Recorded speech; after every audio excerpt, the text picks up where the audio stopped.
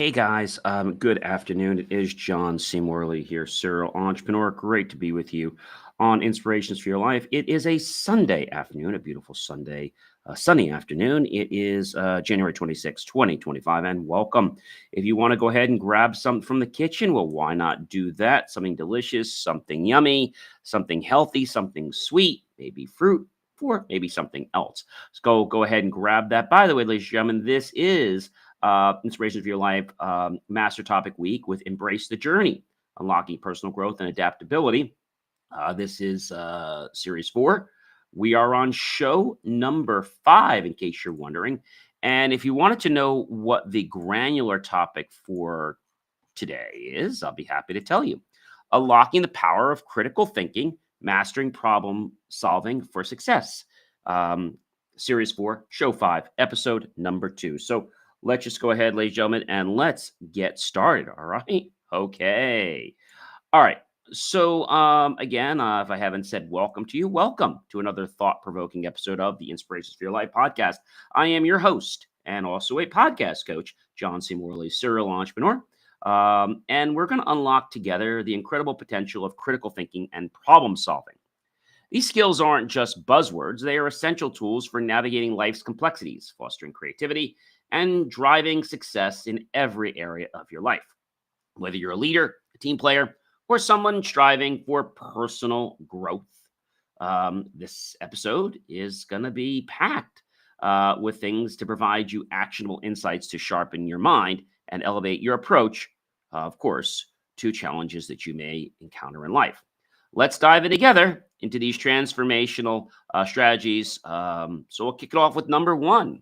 Number 1 is encouraging analysis of complex situations. Ooh, that one sounds very daunting. Critical thinking empowers you to dissect intricate situations into smaller, more manageable parts by focusing on details while keeping an eye on the bigger picture. You can uncover patterns, identify priorities, and approach problems methodically. This structured approach allows for a deeper understanding and a more accurate resolution of complex issues. Number 2, ladies and gentlemen, promote logical and structured decision making. A logical framework is the cornerstone of effective decision making. Critical thinking ensures that your choices are guided by reason rather than emotion. It involves collecting relevant data, evaluating options, and making decisions based on evidence, not just on what's in your feeling memory banks. This structured process minimizes impulsive errors and maximizes the likelihood of achieving desired outcomes. Number 3, helping to identify root causes of the challenges. When problems arise, it's easy to address surface level symptoms without tackling the real issues beneath them. Critical thinking encourages you to ask why repeatedly until you uncover the root causes by addressing challenges at their core. You eliminate recurring problems and lay the foundation for long term solutions. All right. Um, Number 4, developing the ability to evaluate multiple perspectives. Considering diverse viewpoints is essential for well-rounded decision-making. Critical thinking teaches you to assess various angles, whether they come from different people, disciplines, or cultural backgrounds. This evaluation enriches your understanding, prevents tunnel vision, and leads to more inclusive and effective solutions. Number 5, enhancing our creativity in generating solutions. Creativity and critical thinking go hand in hand. When faced with critical challenges, applying a critical mindset encourages you to think beyond conventional approaches. This sparks innovative solutions that can transform problems into opportunities, driving progress in both personal and professional contexts. Number 6, building confidence in tackling unfamiliar problems. Facing new challenges can be intimidating, but critical thinking equips you with the tools to approach them confidently. By analyzing situations, formulating strategies, and anticipating potential obstacles, You develop the assurance that you can handle uncertainty and thrive in uncharted territory or waters. Number 7, strengthening the capacity to anticipate potential outcomes. Forecasting the consequences of your actions is a vital skill in decision making. Critical thinking enables you to visualize potential outcomes, weigh risks and benefits, and make informed choices. This forward thinking approach prepares you for both opportunities and challenges. It ensures success for you in the long run. Number 8. Ready for number 8? Okay. Number 8 is encouraging adaptability and shifting problem solving approaches. Sticking rigidly to one method rarely yields consistent results. Critical thinking fosters adaptability, helping you pivot when a strategy isn't working. This flexibility allows you to experiment with different approaches, refining your tactics and ultimately finding the most effective path to success. Number 9, cultivate effective communication of ideas and solutions. Even the best solutions can fail if they aren't communicated effectively. Critical thinking sharpens your ability to articulate ideas clearly and persuasively. Whether in a team meeting or on a one on one discussion, this skill ensures your insights are understood and embraced by others. Number 10, supporting collaborative problem solving in team settings.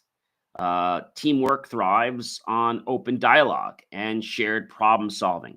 Critical thinking enhances your ability to collaborate by fostering mutual respect, encouraging diverse input, and driving consensus in the direction that you want. This collective approach is not only to solve problems, but more effectively, it helps to strengthen the team dynamic. And so let's just take a moment, ladies and gentlemen, let's just go through every one of them because there was a lot of points there, right? And what I like to do is I like to give you guys, the information. And then what I really like to do is I like to go through and give you like a live story, about how this typically happens in life. And so I think that's a really cool thing. And by giving you examples, hopefully that can make it, it can make it pretty interesting, right? But we have to first know that it's about choices we make, right? Choices we make are very, very key in life. So let's go back and let's go ahead and review that. All right. So number one was encouraging analysis of complex situations. Wow, that was so mind numbing. I know that. So, when we use our critical thinking, it empowers us to take things apart.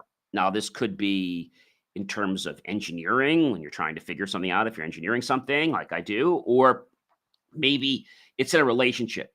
Maybe you're worried about the final outcome, but you need to be focused on today. Like, how does that he or she see me today? What can I change in my behavior to make that person more conducive, right? I think those are important things. Maybe you're trying to figure out, how you can get more sales. And so, you look at what you have now and then you step back and say, okay, this is what we're doing now. What can we tweak? What can we change? How can we analyze that? And then you keep taking your temperature, which is basically taking a reading, if you will, on things after you've made changes. Now, remember, you always want to make changes. If you don't, then you're going to be like Einstein's decision of when he said insanity. Insanity is doing the same thing over and over again, expecting different results. All right. Number 2, promoting logical and structured decision making. So, a logical framework, like we said, is what's needed for effective decision making, right? Um, Critical thinking, though, make sure the decision comes from reason other than emotion. So a lot of times, maybe we're going to make a decision as to, um, you know, what we want to decorate a space with, or maybe it's how we're going to run a meeting. And we're going to do it logically based on the rules. Like one of the big rules that it's used to run a meeting, it's called Robert's rules for meetings. You probably have heard of Robert's rules. Um, Robert's rules is a pretty interesting thing. But when people say to me, John, what are Robert's rules of meetings. And so let me see if I can break it down for you. Um, what it is. So Robert's rules, there are it's the basics. Okay, there's six categories of motions. There's steps for making motions, how to handle points of order, um, things like that. So first thing you have, there are four primary types of motions in Robert's Rules of Orders. You have main motions, you have subsidiary motions, you have incidental motions, and we have renewal motions. So a member makes a motion to propose an action or make a decision by saying, I move to. Another member must second the motion by saying, I second the motion. Once someone seconds the motion, the group votes on the motion. If it passes, assuming there's a quorum, which means the minimum number of required people that have to be in attendance to consider that happening by the bylaws. Amending a motion, members use this process to change a motion and can do so by stating, I move to amend the motion on the floor. Again, it has to be seconded as well. Commit, members use this type of motion to transfer a motion to a committee. That can be very useful. Question, members say, I call the question to end a debate or discussion. Motion must be seconded and voted upon without further discussion. A call for the question requires 2/3 majority vote to pass. Adjourn. This refers to moving to end the meeting. A member would say, I move to adjourn. Another member would say, second. If the majority then votes to adjourn, the meeting is over. Robert's Rules of Order can sometimes be a little challenging, right? So we have introduce a main motion, which is I move to. We can amend the motion. We can postpone an item. Then we have something called object to procedure. So in the object to procedure, that's one of the times where you can actually interrupt the speaker. There are many other times you can't. It cannot be debated. That's important to understand. Um, so it's basically we call an object to procedure. Um, and so there's also an adjourn the meeting. There's a request information. You can interrupt the speaker on a request information, and you can interrupt the speaker on an overruling the chair's ruling. There's an extend a lot of time. There's enforce the rule or point out of incorrect procedure. Table a motion. I move to table it. We'll do it another time. Verify voice vote with a count. Object considering some undiplomatic matter. Taking up previously labeled items. Reconsidering something already disposed of. Consider something out of its scheduled order. Close the meeting for executive session. We should go into a private session where it's not open publicly. Personal preference, noise, room temperature, distraction, point of privilege. Like to request that we raise the temperature to 72 degrees. Can I get a second? I'll second it. Can we get a vote? So that's pretty much how it works.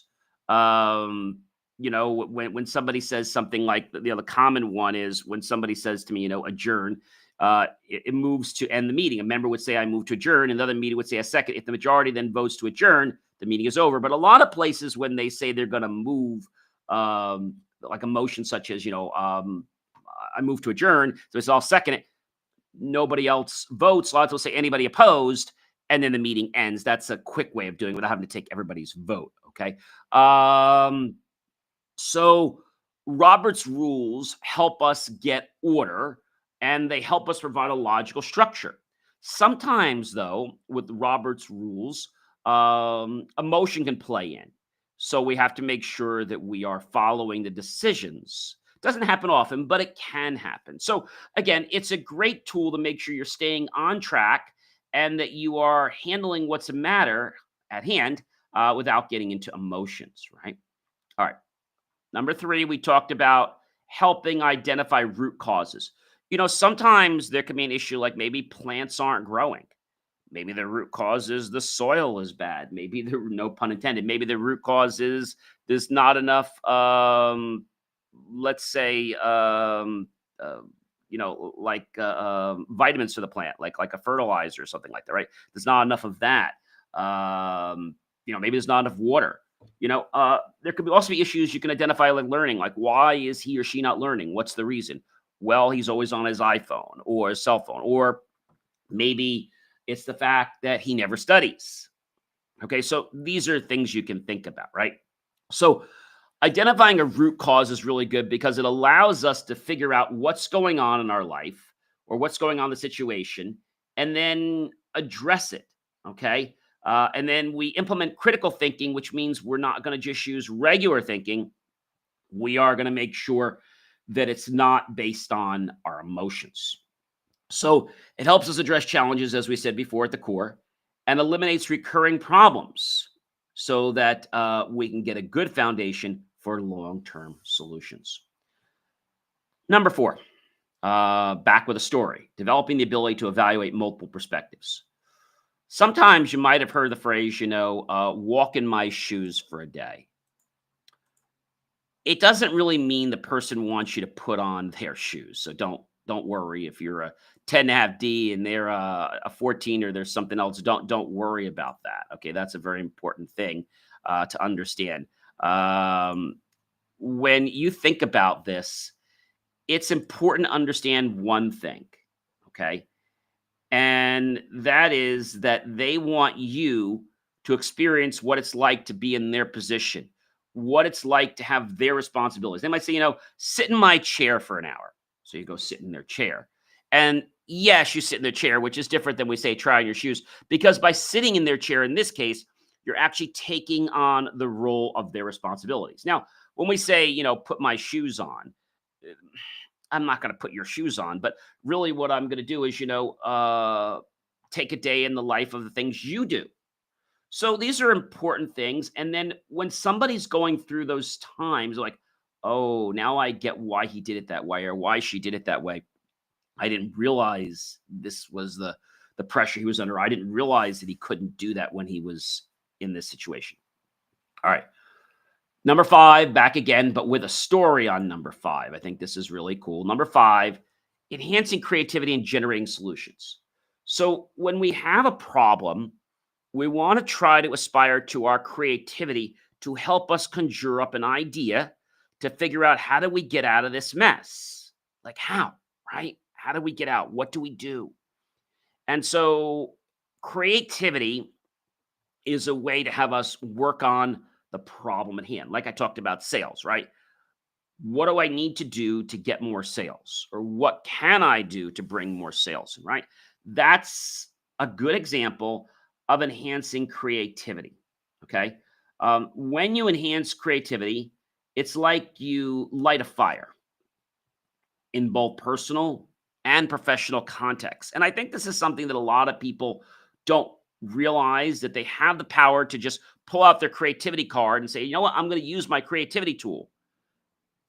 I don't know too many people that actually say they're going to use this tool or references a tool. Creativity is a tool.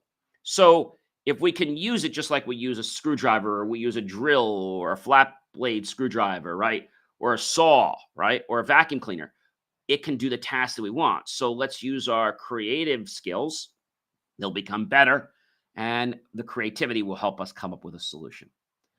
Number six, coming up with the story for number six, building confidence in tackling unfamiliar problems. I'm going to use one about myself. So going to school now for my master's. Sometimes when, I'm learning new material, it can be a little bit challenging and sometimes overwhelming. So when I learn something, let's say I'm studying something about that concept, it might be something maybe a little bit easier than that concept, but it'll build some confidence in me to want to go further. So I'll give you an example. In our class, we started with chapter 2, but I started with chapter 1. Now, why? Because I wanted to prime my pump with the information that the rest of the book would be talking about. That's why I never like to skip chapters.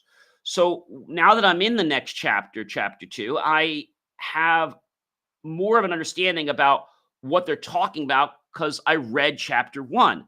I think that's a really cool thing to understand, is that little bit of confidence that we gain from maybe solving a problem or answering questions right will be some momentum to push us forward with the confidence to tackle something else. I think that's a very, very important point, ladies and gentlemen. It's really, really important. All right. Number 7, strengthen the capacity to anticipate potential outcomes. Ooh, that's a lot. So, by strengthening the capacity, maybe we're talking about website SEO, for example. So, by strengthening my capacity by doing web SEO every day and looking to see those pages are, let's say, getting indexed and are being found, then I can anticipate that more people are going to find me and that will bring more potential clients to us. See how I did that? So you take a certain situation and then you forecast out what um, you'd like to be seeing. So, for example, by me bringing an extra 2 dozen cupcakes to the Cub Scout social mixture, I know that not only are they going to be gone, but I'm probably going to have 24 much more happy kids, right? So I think forward thinking in this not only helps us to feel better, but it prepares you um, for both opportunities and challenges so that you get success in the long run. Because let's face it, we need things to help us get success, right? And there's nothing wrong with using tools to get success. Nothing wrong with that. So please definitely do it. Encourage adaptability in shifting problem solving approaches. So if we're always sticking to one method, okay, we're going to get consistent results like Einstein said. But maybe, a different way to study. Maybe instead of you studying at home, maybe you go to the library, maybe you go outside, or maybe you study with some light music on the background, right? Maybe you study with friends in a study group. Maybe you used to only study, let's say, later on after class. Well, maybe you study before class and you study right after class. It doesn't have to be a lot. It could just be something like maybe it could just be like 90 minutes of just going over the thing. Another great thing is to go over your notes, listen to them. If you've recorded them, like in class, or use an AI tool and transfer them into text. And so if we can use more, let's say, input sensors, very vague terminology on that, things like if we see it, we hear it, we touch it, all right, we say it, all these things can actually help us remember more. It's a pretty amazing thing. Number 9, cultivate effectiveness in communication of ideas and solutions. So I know a lot of people that believe they're communicating effectively, but the bottom line is they're not. They think just because they understand, everybody else understands. The best thing to do is to try to take what you're communicating to somebody else. Maybe it's you're giving let's say an introduction about something, or you're trying to explain a concept. Well, share that with a couple friends of yours, assuming it's not proprietary or confidential, and see, well, what do you think about that? Well, I think it means that you're trying to make water balloons. Oh, not quite. We weren't trying to make water balloons. We're trying to make a box that holds water. Right, exactly. But no, it's not water balloons. It's a box that holds water for transition. So now you know that you probably got to change your pitch. You got to change how you're presenting it because everybody else thought this was a game of you making water balloons, right? So I know that sounds kind of funny, but it's actually truthful. If you can practice your communication with people you will build confidence, but also you're going to make sure that the point being expressed is the one that you're actually trying to get expressed. Because I know so many times people are like, oh, I worked all this time, I presented, and I thought that's what people got. That's why it's always great to say, gee, now, what is this? How do you guys, perceive this? What does this mean to you? Well, just, why don't you restate back to me what I've said, just to make sure everybody's clear. Can everybody kind of like, paraphrase what I said back? Right? Yes, John, I know you're trying to make this new box for the government that's going to allow us to transport approximately 60 gallons of water. It needs to be locked tight. It needs to fit all these specifications that we have in the engineering diagram. We'd like it to be black. We'd like it to slide into an existing carrier that we have so it won't add too much extra weight on its own. And the nice thing is that while it's being transported by a soldier or by someone else, they're not going to notice the big difference in weight because it's actually going to shift its weight off on another side. I'm just giving you some ideas. That might not actually be it. Last point, number 10, supporting collaborative problem solving in team settings. So, uh, this can be anywhere, but when we put together, one head is great, two heads are better, three heads are better, four heads are even better, and then the number goes up. A good friend of mine told me one time, John, one is none, two is better, and three is excellent. So, what he was really saying is if something goes wrong with one, you have no spare.